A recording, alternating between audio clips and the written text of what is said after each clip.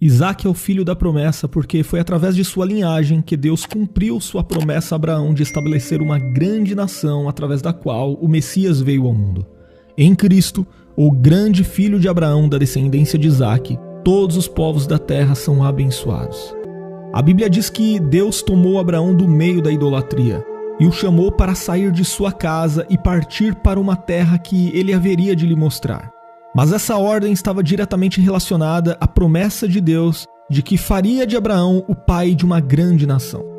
Então, quando finalmente Abraão seguiu em direção à terra prometida por Deus, saindo da cidade de Harã, ele tinha 75 anos de idade. Mas Abraão ainda não possuía filhos. Talvez Abraão até pensasse que as promessas de Deus seriam cumpridas muito rapidamente, mas não foi assim que aconteceu. Deus tem uma agenda soberana. Ele tem um tempo determinado para todas as coisas. E esse tempo não é o nosso tempo. Foi apenas quando Abraão tinha 100 anos de idade que a promessa de Deus foi cumprida. Isso quer dizer que desde a saída de Abraão de Harã em direção a Canaã, em resposta à ordem do Senhor, até o nascimento de Isaque, o filho da promessa, passaram-se 25 anos. O nome Isaque significa riso ou aquele que ri. Esse nome foi escolhido pelo próprio Deus para ser dado ao filho da promessa, lá em Gênesis capítulo 17 e versículo 19. Mas quando Deus prometeu que Abraão e Sara seriam pais, Abraão riu, é o que nós lemos em Gênesis capítulo 17. Depois, quando Deus renovou essa promessa, foi a vez de Sara rir, por achar impossível que uma mulher tão idosa pudesse gerar um filho. Mas conforme nós lemos em Gênesis capítulo 21 e versículo 6, quando Isaque, o filho da promessa, finalmente nasceu, então Sara declarou que Deus realmente havia lhe dado um motivo de riso. Antes do nascimento de Isaque, aos 86 anos, Abraão foi pai de Ismael com Agar, que era uma escrava egípcia de sua casa. Mas tão logo o relacionamento entre Sara, Ismael e Agar começou a se complicar. No desmame de Isaque, Ismael, que na ocasião tinha por volta de 16 anos de idade, zombou dele. E isso parece ter sido o limite para que Sara pedisse que Abraão mandasse Ismael e Agar para fora de sua casa. Inicialmente Abraão ficou preocupado, pois se tratava de um filho legítimo seu e ele o amava. Mas Deus falou com Abraão que realmente Ismael tinha de partir como Sara havia pedido.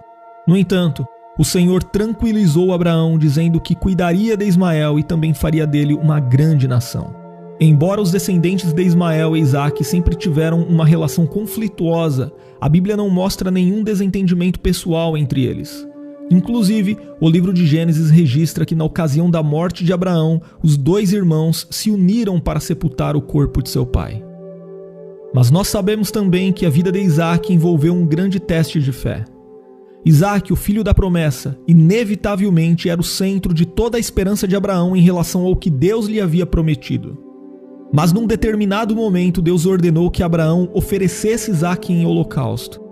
Aquela foi uma situação muito complicada, pois além de lidar com o fato de que poderia perder seu filho querido que tanto amava, Abraão também teria de enfrentar a possibilidade das promessas de Deus não se cumprirem.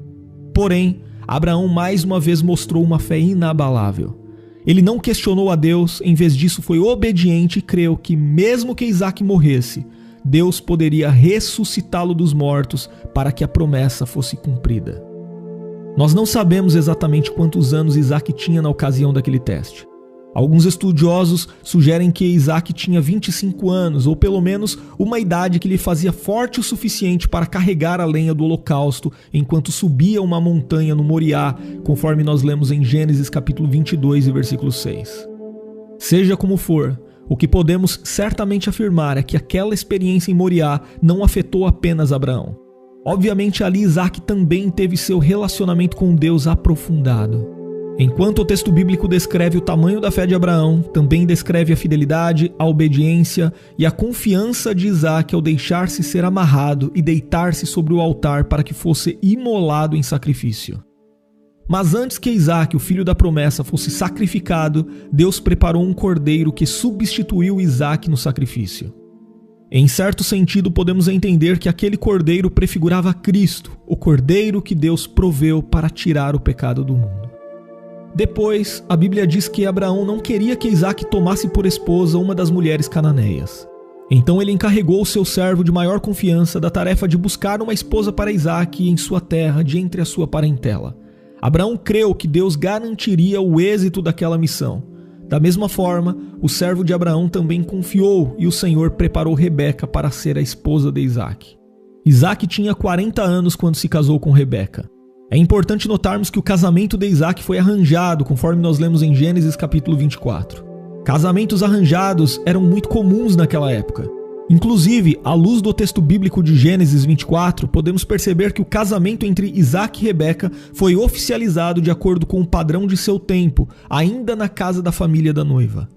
Isso significa que quando Rebeca acompanhou o servo de Abraão para fora de sua casa, naquele momento ela já era oficialmente a esposa de Isaque, ainda que ambos não se conhecessem pessoalmente.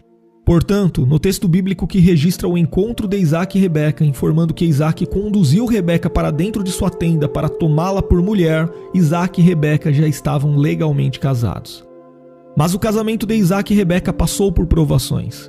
Rebeca precisou enfrentar a dor de não conseguir gerar filhos. Porém, a Bíblia diz que Isaque intercedeu ao Senhor por Rebeca e depois de 20 anos de casamento, finalmente Isaque e Rebeca puderam ser pais dos gêmeos Esaú e Jacó. Àquela altura, Isaque, o filho da promessa, tinha 60 anos de idade. Mas durante sua paternidade, Isaque revelou uma de suas falhas ao demonstrar favoritismo por um de seus filhos. Isaque tinha maior estima por Esaú, seu filho primogênito. Então, quando seus 2 filhos já eram homens formados, Isaque foi enganado por Jacó com a ajuda de Rebeca. Ele recebeu a bênção do primogênito em lugar de seu irmão Esaú. Obviamente, aquele plano astuto de Jacó e Rebeca surpreendeu Isaque, mas a verdade é que tudo aconteceu segundo o propósito de Deus. Antes mesmo que os gêmeos nascessem, Deus já havia anunciado que o filho mais velho serviria ao filho mais novo. A insistência de Isaque por Esaú, em certo sentido, foi reflexo de sua falta de discernimento espiritual. Na Epístola aos Romanos, no Novo Testamento, o apóstolo Paulo fez uma clara exposição sobre a escolha soberana de Deus por Jacó, lá em Romanos capítulo 9. Mesmo Jacó tendo usado de engano para se apropriar de algo que naturalmente pertencia a seu irmão Esaú, a Bíblia também diz que Deus torna o mal em bem, e das formas mais improváveis ele cumpre a sua vontade inviolável. Por fim, de forma geral, a Bíblia diz que Isaque foi muito bem sucedido. Deus lhe abençoou e ele acumulou riquezas e poder ao longo dos anos. Mas Isaque não era perfeito. Em certa ocasião ele mentiu e depois ele deixou suas pretensões pessoais causar um conflito dentro de sua própria casa, à medida em que também se mostrou relutante e tardio em enxergar o propósito do Senhor para sua descendência. Mas apesar de tudo isso, certamente Isaque foi um exemplo de fé, de obediência, de perseverança e de caráter. Para algumas pessoas, a vida de Isaque, o filho da promessa, talvez não tenha sido tão espetacular quanto a vida de Abraão, o pai da fé. Ou talvez não tenha sido tão intensa como a vida de seu filho Jacó, o pai das tribos de Israel. No entanto, o relacionamento de Isaque com Deus o colocou na galeria dos heróis da fé em Hebreus 11. E foi assim que Isaque, o filho da promessa, foi uma prova viva da fidelidade do Senhor, tipificando a liberdade da graça de Deus, a qual também nos faz filhos da promessa como Isaque.